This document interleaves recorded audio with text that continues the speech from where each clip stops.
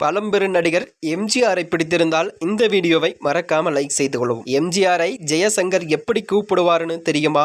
இதுதான் காரணமா இருக்குமோ என்றும் கூறப்பட்டு வருகிறது. வாங்க வீடியோவை முழுமையாக காண்கலாம். மக்கள் திலகம், புரட்சித் தலைவர், பொன்மனச் செல்வம், ஏழைகளின் இதயக்கனி என்று போற்றப்படுவதுதான் எம்ஜிஆர்.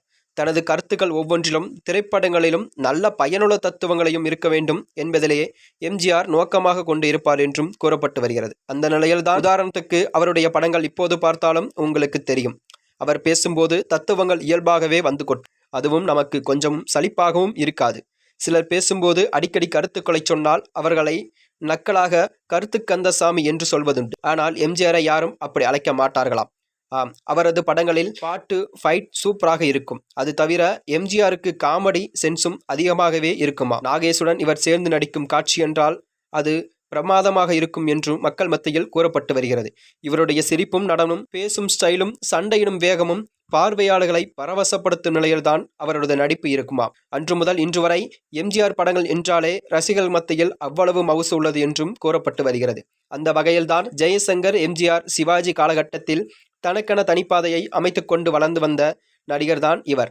இவரை தென்னகத்தின் ஜேம்ஸ் பாண்ட் என்றே ரசிகர்கள் அழைத்தனாராம். துப்பறியும் பாணிய கதையை அம்சமாக கொண்ட படங்கள் அவ்வளவு விறுவிறுப்பாகும் என்றும் மக்கள் மத்தியில் கூறப்படும். ஹாலிவுட் நடிகர்களில் ஜேம்ஸ் பாண்ட் வேடம் ஏற்று பலரும் நடிப்பார்கள். அவர்களுக்கு இணையாக நடித்து அசர வைப்பவர்கள்தான் இவர்கள்.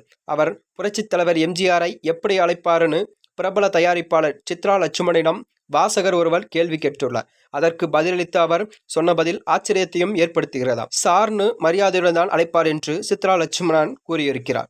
எம்ஜிஆரை பெரும்பாலான ரசிகர்கள் வாத்தியார்னு அன்போடு அழைப்பார்களாம். வாத்தியார் என்றால் பாடம் நடத்துபவர் என்றும் பொருள்.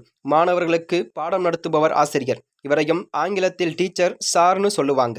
மக்களுக்கு பாடம் நடத்துபவர் எம்ஜிஆர். அப்படின்னா ஜெயசங்கர் சொன்னது சரிதானே என்று அவர் ஒரு பேட்டியில் ஒன்றில் அளித்துள்ளார். மேலும் இதுபோன்ற வீடியோக்களை தெரிந்து கொள்ள நமது சேனலை சப்ஸ்கிரைப் செய்து கொள்ளவும். நன்றி, வணக்கம்.